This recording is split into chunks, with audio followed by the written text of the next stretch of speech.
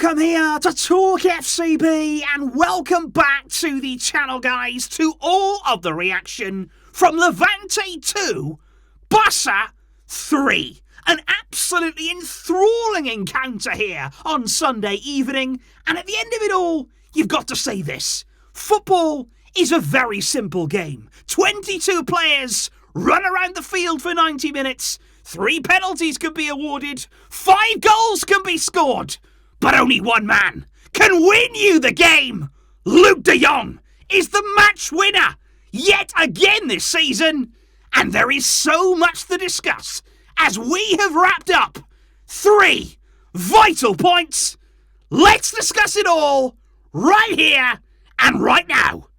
Let's do it. Because in terms of the starting lineup from Xavi this evening, he did make a few changes from the team that faced Eintracht in midweek. There was a return to the starting lineup for Frenkie de Jong and also for Ousmane Dembele. And like we did predict beforehand, Pedri getting a bit of rest. He started on the bench and Nico Gonzalez starting in his place, with Alves also coming back in at right back there, with Piqué unavailable in this game due to injury. And I think right from the word go, we were made very much aware of what we said before the game in terms of Levante here being a very dangerous side. Alves gave the ball away. He's very apologetic afterwards about that. It was a square ball that was picked up by Levante, who came out very much on the front foot, and the shot there from Morales, the danger man for Levante, flashing wide of the post, and just moments after that there was a chance that was teed up again. Morales very much involved in the build-up. Campagna testing Ter Stegen down low, and there was real pressure early on there from Levante, with a really passionate crowd behind them, and they are fighting for their life down the bottom of the table, which, to be honest, looking at their display tonight, it is very hard to believe they're in that situation. But there was a concerning moment there midway through the first half. There was a ball through to Dani Alves. He actually collected it really well. Good first touch, and actually I think he could have played in Ferran Torres there, but instead he elects to play the ball through to Aubameyang. The move doesn't come to anything in the end, but as you can see right here,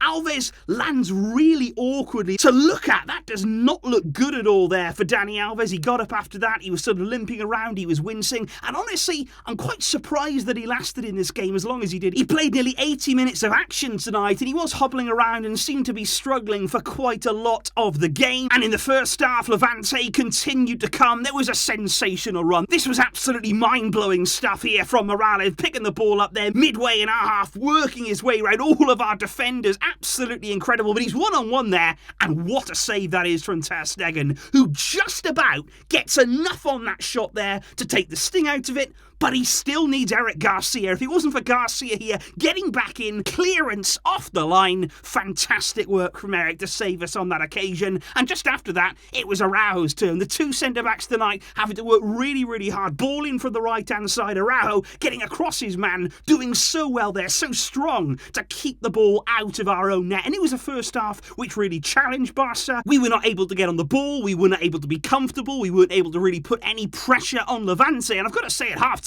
there were warning signs. There were clear warning signs that Levante were the team on top. Now, early in the second half, Barca came out and tried to create a few chances there. There was a flash chance at goal when Dembele put a really good ball into the box. Ferran getting on the end of it, getting across his man, powering a header towards goal, but the goalkeeper was very much wide to that. Good save, and the keeper tonight for Levante was very, very impressive, but it was on 52 minutes where the game just started to change because the referee started realising, I'm going to give penalties. I feel like this is the night to start giving out some pens, because as you can see here, Dani Alves adjudged to have fouled his man. And I've got to say, out of all the penalties, this one is harsh to me, because I think Alves here, yes, there's a bit of contact, there's a bit of a coming together, but football is not a non-contact sport. Alves here, I think it's very, very harsh to give that against him. He was incensed by the decision, but the referee giving the penalty, not changing his mind, and Morales from the spot, getting a goal that probably he did deserve, sending Ter Stegen the wrong way, and Levante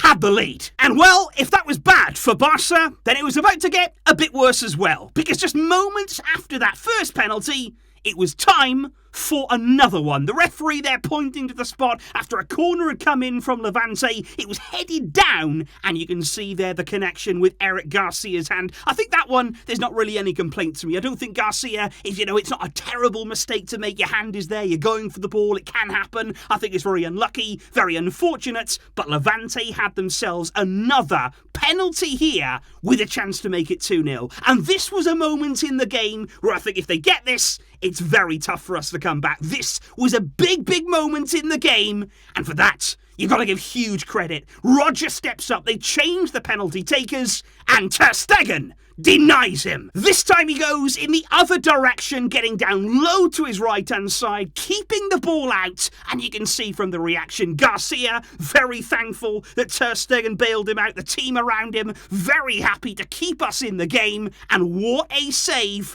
and potential game-changing moment from Ter Stegen. Then, though, it was Xavi's turn to make a difference from these sidelines because he made a very big and very bold double substitution there where Pedri and Xavi both came off the bench into our midfield, and off came Nico Gonzalez and Frenkie de Jong. That was a big call, I feel, because when I saw de Jong coming off, I was surprised. We didn't know how that decision was going to go, but the two who came on really did start to make a big impact in this game because, as you can see here, just after Levante had missed that penalty, Pedri really made them pay because what he does here, you can see he finds space. Really, really good pocket there in between the lines. We were lacking that throughout the game. He feeds the ball then into Dembele, who puts a brilliant in-swinging cross. His combination play with Aubameyang is absolutely incredible. He is there in the box with a header down and into the back of the net, and suddenly then you just felt a momentum change. Levante could have gone 2 up. They didn't.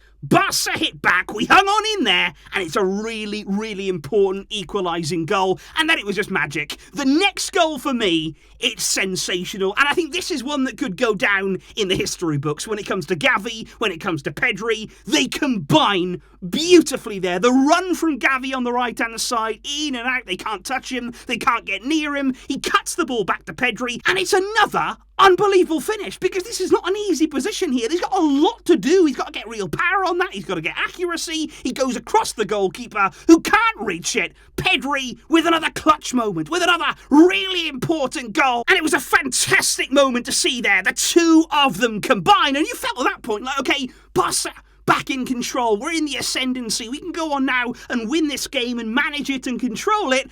But there were still a few twists and turns. There was still plenty more to come in this game. And then another sub. Because this time, 10 minutes to go, Clement Longley comes on. Dani Alves goes off. Araujo is switched over there to the right back area. Longley comes on at centre back. I would question here a little bit, what about Mingueza? Xavi does not seem to rate Mingueza at all, and certainly not above Longley.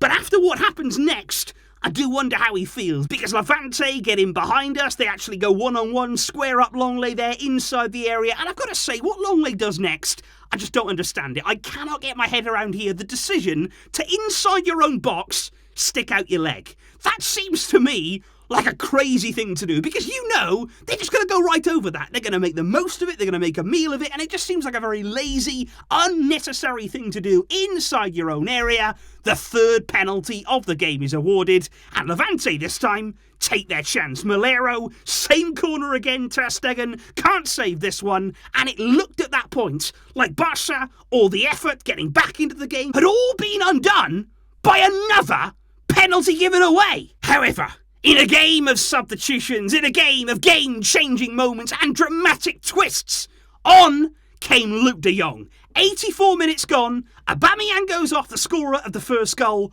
On comes Luuk, who's just come back from his time away from the squad due to COVID. But boy, he did not take long to re-announce himself to all of us fans. Out on the left-hand side, 92 minutes gone, Jordi Alba with the ball. It's a great delivery into the near post. Luuk de Jong is there. He makes the move across his man to that near post, and the header.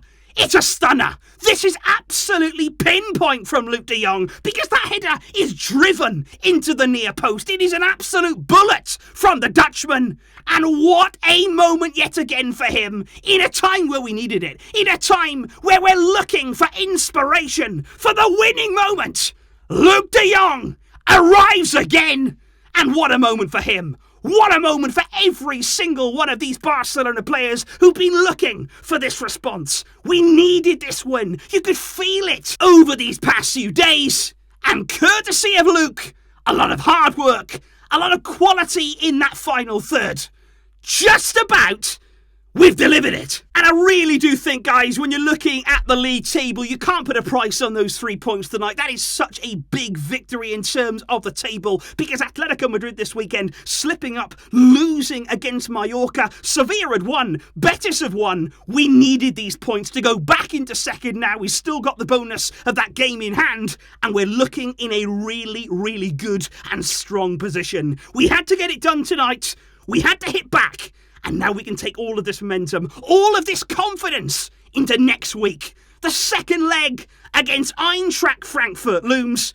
And courtesy of goals from Aubameyang, goals from Pedri, and the winner from Luuk de Jong, we've done it. Please, guys, leave your thoughts in the comments down below on what has been an unbelievable day. I also did upload earlier on today, it seems like a long, long time ago, but my full reactions to Liverpool against Manchester City. That's over there on MORETALKFCB if you want to go and have a look at that as well. But what a day of football it's been. What a day of sport. And let me know your thoughts on this game right here down below. I will see you soon, of course, where there's going to be more videos. There's going to be plenty more to come as our journey very much continues. Thanks for watching, guys. Thank you for your support. But until next time, as always, Visca El Barça.